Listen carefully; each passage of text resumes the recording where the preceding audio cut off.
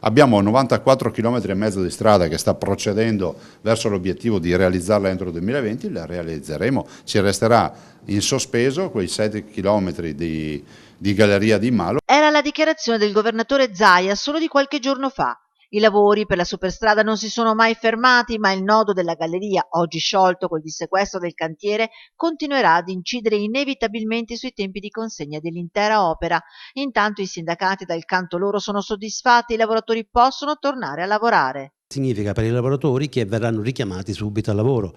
Addirittura l'azienda ci ha detto che farà dei telegrammi per comunicare ai lavoratori subito la ripresa del lavoro, perché abbiamo fatto una cassa integrazione, chiesto una cassa integrazione per questo motivo. 81 gli operai che erano complessivamente impiegati in quell'area, ma che non sono rimasti con le mani in mano. L'impresa già da subito aveva impiegato oltre 50 di questi lavoratori in altri lotti, perciò alla fine gli interessati sono poco più di 20 o 20 circa, insomma. Questo è un altro dato importante per noi, che i lavoratori abbiano continuato a lavorare. Solo una ventina sono quelli che forzatamente sono stati costretti alla cassa integrazione e che ora torneranno alle loro mansioni. Se il cantiere è stato dissequestrato, la procura ha disposto proprio in queste ore il sequestro, questa volta a fini probatori, dei depositi.